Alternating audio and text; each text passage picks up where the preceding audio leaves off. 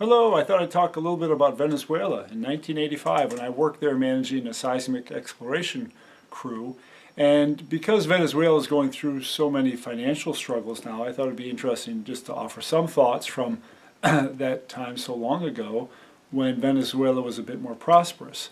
I dealt mainly with the rural population. I was located in southwestern Venezuela near the Colombian border in a district called Apure, and it was close to the Apure River, which separates Venezuela from Colombia. But Venezuela, at least at that time, largely had a rural population, a middle-class population in the cities, an urban poor population in the cities, and then a wealthy population. And I didn't really deal with the wealthy population, but I thought it'd be interesting just to reflect on a few things from that time. And in any event, I'd go to Caracas probably about once a month, and I worked 3 weeks on, 7 days a week, and 1 week off, or some multiple of that. And there I dealt with some government officials when I was trying to get my ham radio license reciprocated, and I dealt with some embassy officials when we had some concerns about the FARC, the Colombian guerrillas, stealing our dynamite. So those visits, though, went really well. One of the things I thought was interesting is on the ham radio side, when I was at their communications building, they treated me very well with coffee and leather upholstery or leather upholstered waiting rooms, and it was a very nice treatment for a ham radio operator that was simply trying to get his license reciprocated into Venezuela. And even when I went to the local radio club, they introduced me, and they're very kind. And when the officers were elected, they took oaths of office with their hands raised, and it was a bit formal, which I saw in my work also, where the poor in the city, and I don't know how much that's changed since that time, but that ring around the central part of Caracas has long been there. And they had nightclubs and good stores and interesting things to see. Once in a while, I met people going to Miami to buy things, and there was that kind of more ready exchange with the U.S. Where I worked, though, was agrarian. They did a lot of cattle raising. They had these Brahmin cattle that were sort of let out to pasture, and then they cultivated those that lived, and the meat would consequently be quite tough, at least out in the rural areas. And when I was out in the field, a meal would often be this yucca plant and beef. That was a real common staple. And what I did, I was the assistant party manager, so I worked in alternation with the party manager after going through this kind of internship program. And in the rural areas, it was, I'll say, tranquil, except for even the Colombian excursions of FARC weren't really a day-to-day problem in any way. I didn't know with anyone personally that had problems with it. They would steal our dynamite, which we had in these holes that we would explode to look for seismic signals, and we did have our helicopter confiscated, or commandeered, I should say, a couple of times. There was Army base there that kind of dealt with some of these issues, and it was troubling. And one time, in fact, when I was driving to a new base camp and I got bogged down, nobody would give me a ride. The roads were quite muddy in the wet season, and I got my Land Cruiser stuck, and there was very little traffic, and even if you held up money, I couldn't get a ride. So it's kind of a nasty place in that regard. Nobody trusted people too close to the border.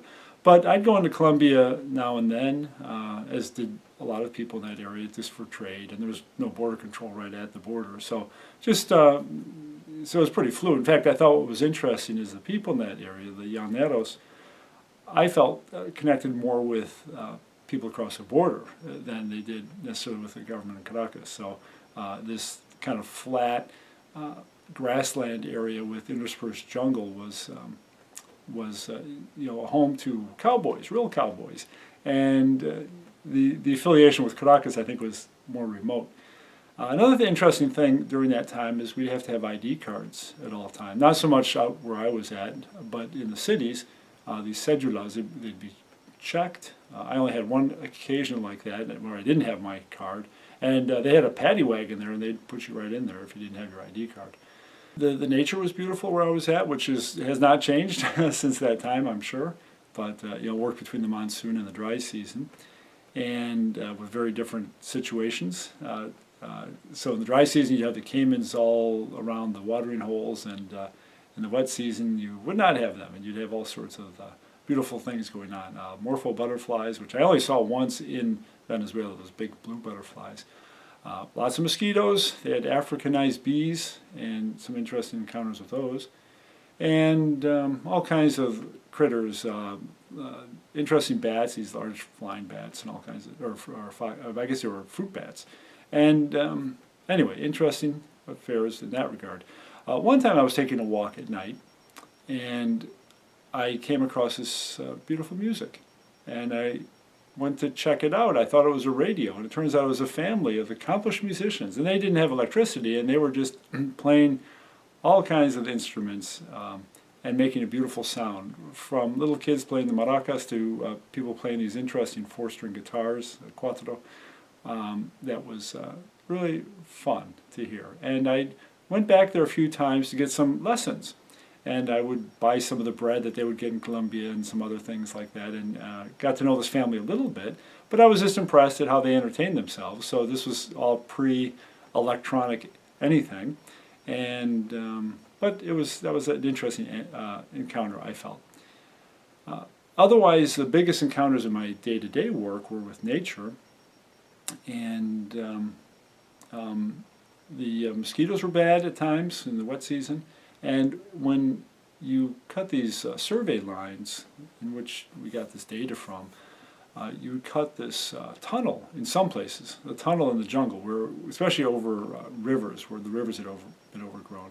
And these were really, really dense, which was unique for me too. And the trees had spines on them. Some of the trees did anyway, and especially in these river areas. And so if you would walk on the roots of the trees and catch yourself with your machete if you fell, because you couldn't grab trees. It was really troublesome. And one time in particular, that was maybe a couple times there were an apogee of this. I remember one time just being sweaty and mosquito bitten, and walking on these roots, and it was still to this day is probably the most difficult environment I've ever encountered. But one time too, in one of these sort of cut-through jungles, a fellow ran out saying bees, and so I in turn ran out, and once we got to this grassy area, dove to the ground, and the other fellow got swarmed with African bees, and it was pretty bad. So me and a couple other fellows took a termite nest and lit it on fire and put it on a stick, and hunkered down underneath it while one of the experienced fellows threw gasoline at the tree that the bees were residing in and burnt it. And all the while the bees were above us, just really angry, just swarming above us with nothing but a smoldering termite nest to keep them at bay. So that was interesting. I was the only American there. There were 2 New Zealanders and an Australian, but otherwise there were about 150 Venezuelans. Otherwise, I visited different areas during that time, down to Brazil and Guyana too. And I remember one time I was at in southeastern Venezuela on the Brazilian border, way down in the southern deepest section of Venezuela. And there's a gold mine there, and I asked, what the price was for gold, and the proprietor there, the man I talked to anyway at the mine, he said, well, we get the report from the BBC every morning, and that's what you pay. So there was no advantage in going to the source. But that one area too was, Guyana, Venezuela claimed part of Guyana, and there's some border disputes there. But that was an interesting area. I planned to go overland down to Manaus. I flew down to the southern range of Venezuela and planned to go overland to Manaus, but I only got as far as Caracaraí, which is south of Boa Vista, which is kind of the middle of nowhere. And it was interesting. One time, early in the morning, about 7 I think, I was at a bus station, and there were these 3 people, I think it was 3 people, playing music just for fun. And I thought that was really beautiful in Brazil. And Guyana was a delightful country as well. With I remember southern Guyana in Lethem is pretty far from everything, but some wonderful people there, and they worshipped at this church that looked very simple, and I thought that was a very humble expression of faith. But anyway, that was Venezuela in 1985. It was part of the longer trip I had taken in Europe and Asia, a so-called backpacking trip where you travel with the goods on your back and you travel cheaply. So after I graduated from college, I decided to visit my family in Norway. I'd wanted to do that for a long time, and so flew to England, the cheapest flight out there on People's Express, $220 from Newark. Spent 6 days sleeping in the Newark airport because their one and only plane broke down, and that was tough.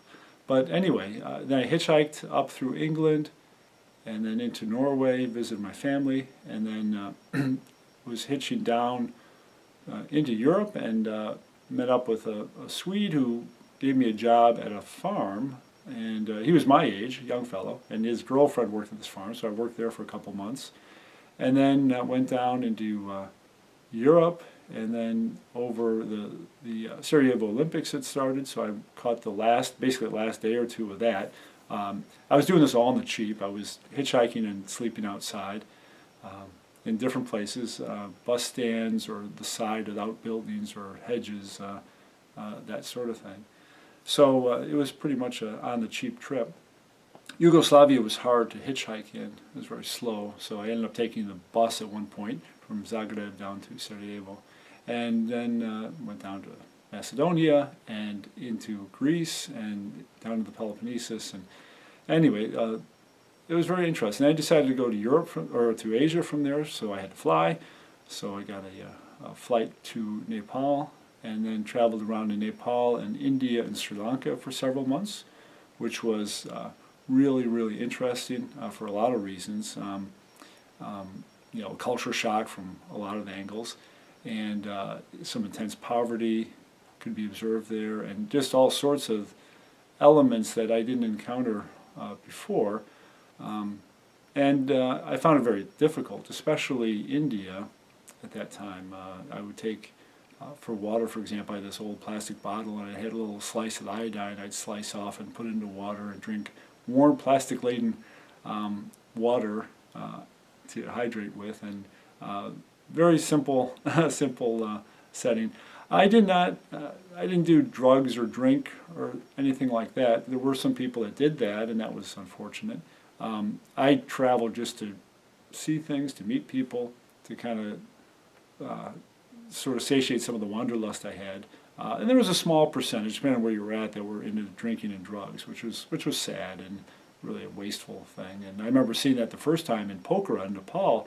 These two fellows had been in Pokhara for 2 weeks, and they were just drinking a lot. And I thought, wow, that was new for me. I hadn't seen that before, so that was a unique experience. And there was more of that, especially down in Goa and places like that. So anyway, after Asia, I tried to go back overland to Europe, but I couldn't.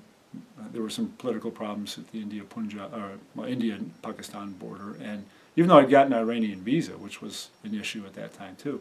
So anyway, I ended up taking an Aeroflot flight, a really cheap one, really odd type of flight, and ended up back in Norway. And I was going to hitchhike from. I was going to take the bus down from the airport to the city. It was $8, and I had been living on nothing. So I got right off the bus and hitchhiked, and of course that was a mistake because this was some far-out airport somewhere with no traffic. But I did get a ride, as it turns out, which was really delightful. And I had no money. It was a tough entry back into Europe. But I remember going to my uncle's house in Oslo and just sitting there and enjoying the cool air, which had been a real change for me, and not being harassed by people and things like that, which can happen in Asia quite a bit, or at least the Indian subcontinent anyway. In fact, when I was in Sri Lanka, I was trying to go to Southeast Asia, but I couldn't get a boat ride over there. I was trying to work my way over on a boat, and I went into a port trying to find something, but to no avail. So in any event, I went back to Europe. I worked on the farm for a little while and traveled in Europe, and then came over back to the U.S. Briefly, got this job in Venezuela, which I described, and then after Venezuela, I went back to Europe, this time with a little more money, so I went back to Norway, worked, then to Sweden, worked on the farm just a little bit more. Well, I think I worked, maybe I didn't work much, I don't know. And I traveled by Interrail, which was nice. So I traveled by rail, and I used hostels, so it was a step up in my traveling accommodations.